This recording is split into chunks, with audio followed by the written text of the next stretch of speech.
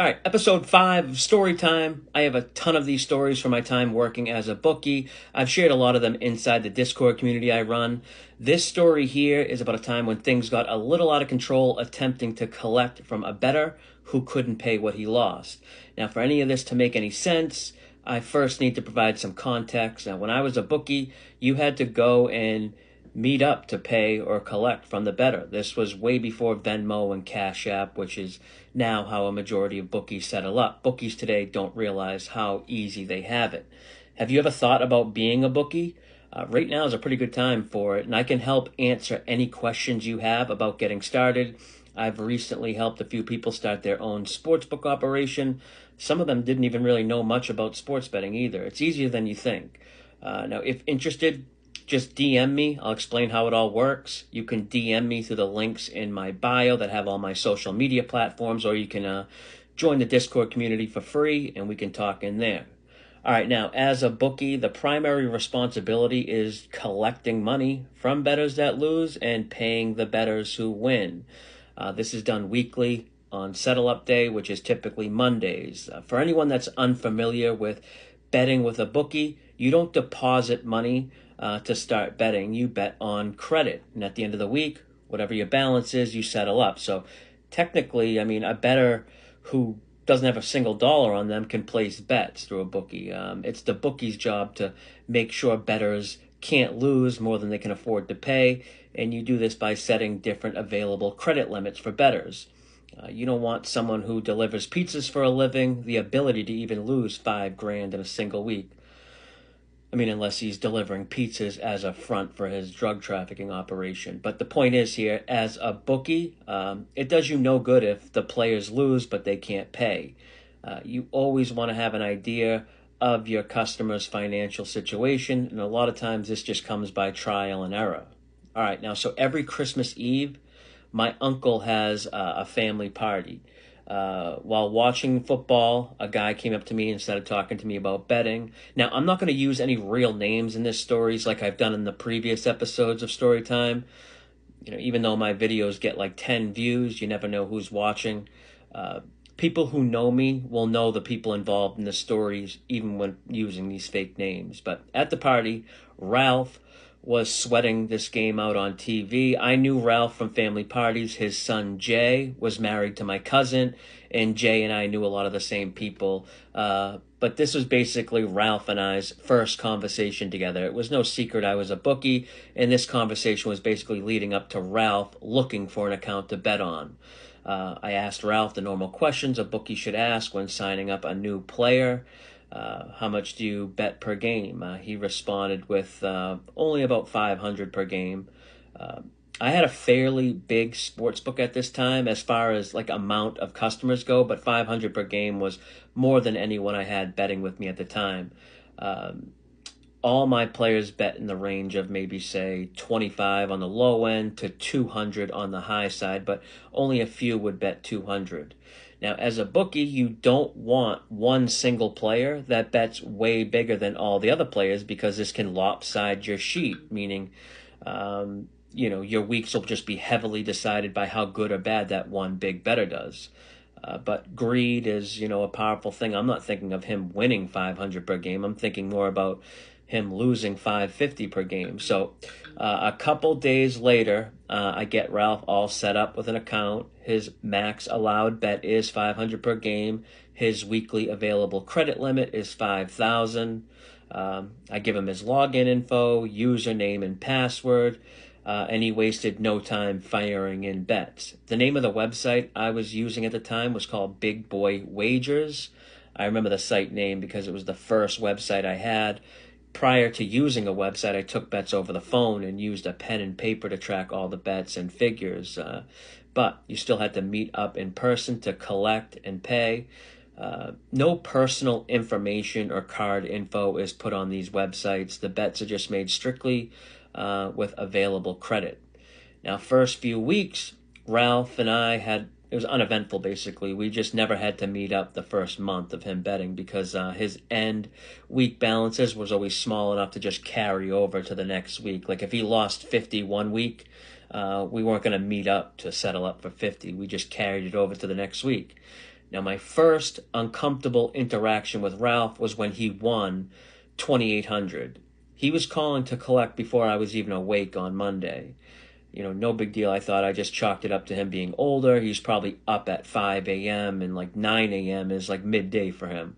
Uh, when I met up with him to pay him, he made the 2,800 seem insignificant, like it was chump change. And I'm sticking in my head, like, why were you calling me at 7 a.m., leaving voicemail saying if you can come by or whatnot? But I paid him with a smile because as a bookie, you have to look at paying players like they're just borrowing the money for a short time and they'll give it right back. 2 or 3 weeks later, Ralph lost his entire $5,000 credit balance by Friday. Settle up day was on Monday, so he asked if he could get an increase to his available credit limit up to 7,500 so he could bet over the weekend. I said no for a few reasons, but once again, he was trying to big time me with how insignificant 5,000 was. I told him, you can pay the 5K now, and I'll reset the available credit limit back to 5K. He declined and was pretty annoyed. Come Monday on settle up day, I didn't have any 7 a.m. missed calls from him. Funny how that works, right? I never heard from Ralph that day or the next day. 5K was a lot to me too.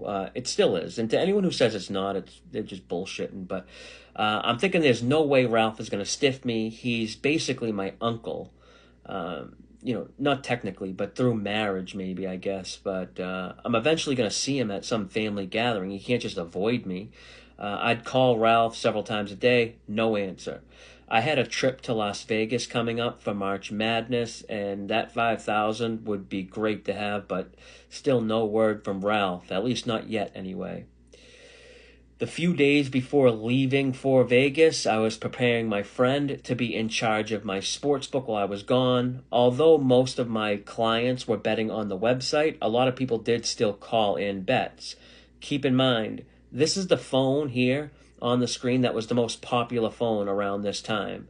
Smartphones were just starting to come out, so it's not like everyone could bet on their phone like they can today.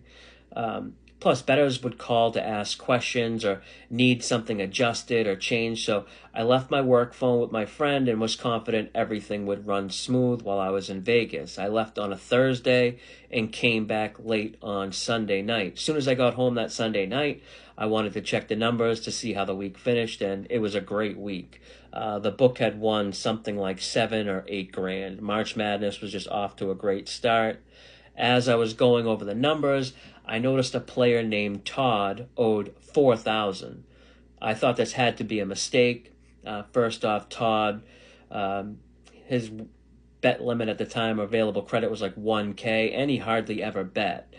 Even with it being March Madness, that would be like unusual for him to bet that much. And after talking to my friend who was in charge while I was gone, we confirmed that he actually did owe 4,000. And the reason he was able to lose that much is because he was betting on the website and over the phone.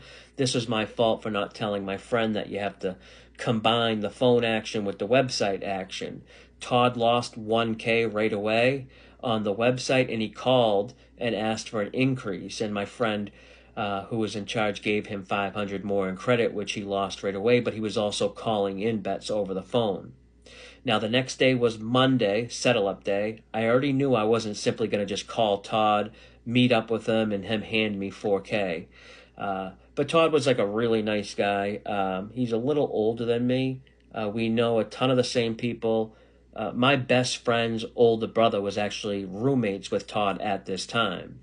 So it's not like Todd was someone I had to worry about being out of reach. When I finally talked to Todd, he said he needed a little bit more time, which I expected. What I didn't expect was him to just keep saying this 2 weeks later. At this point, I'm telling him, look, if you don't have the 4,000 or can't come up with it, what about half? Or let's start some sort of payment plan of weekly payments. He agreed to pay 500 every Friday for 2 months. I want to say he made one payment. Can't really remember, but it's now almost 2 months has passed since he originally lost. When I would call him, he'd very rarely pick up, and when he did, he'd give me some story. I remember thinking to myself, I got to do something about this. Ralph stiffed me 5K. Now Todd um, is on the hook for 4K. There were some other small debts building up to. At one point, I think I had roughly like 15,000 on the streets owed to me, and I kept thinking it was because word was spreading that nothing will happen if you don't pay Lefty.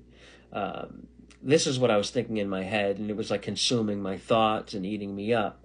Now, one spring day, my mother was having a yard sale at her house, which was located right on Main Street in the city I live in, basically the busiest street.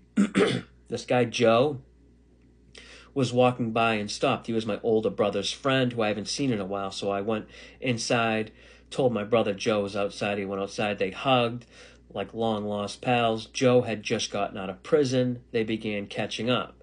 He turned to me and said, "What have you been up to lately?" And before I could even respond, my older brother said, "He thinks he's Jimmy the Greek," which I guess is a reference to some old-time Vegas or famous like Las Vegas bookie or something. Joe said if I ever needed help collecting, let him know, and he like flexed. It was kind of like just a joke, I guess, so that's how I kind of took it at the time. Now, a couple days later, something triggered me to put this in motion. I can't remember exactly what it was, but it was something along the lines of hearing Todd going on vacation, or he hit like a scratch ticket maybe. Or maybe it was something as simple as like I was hearing he was like buying a bunch of drinks at the bar. But whatever it was, it fired me up. And I got Joe's number from my brother and called him. When Joe said that about collecting, I wasn't even sure if he was serious, but I knew right away he was absolutely serious. He was actually excited about it, especially when I told him who it was. And he knew Todd like was no threat at all. And he thought it would just be easy. The arrangement was Joe could keep half the money Todd owed, or whatever he was able to collect from Todd was half was his. So Joe was motivated. He needed money, just getting out of prison. I gave Joe all the info I had on Todd, phone number, where he lived, worked, and what kind of car he drove. Joe found him easily a couple days later and told Todd that, you owe me now, not Lefty. Joe said he'll be back in a couple days to pick up the money. While Joe is on the phone telling me that he just talked to Todd, I'm getting another call, and it's Todd. He was scared and telling me, "Dude, I'm going to pay you. Why'd you get Joe involved?" He was threatening me. Todd was all types of panicked here and kept saying he's going to pay me. I told him, that time has passed. Joe bought the debt, and now you have to deal with him. Todd did his best to avoid Joe, but what happened next is what I found out through what Todd had told people and then what Joe told me himself. One night, Todd got into his car. Joe was in the back seat already. Joe hit him a few times, and Todd was crying, but no matter what Joe did or threatened to do to Todd, Todd simply just didn't have the money.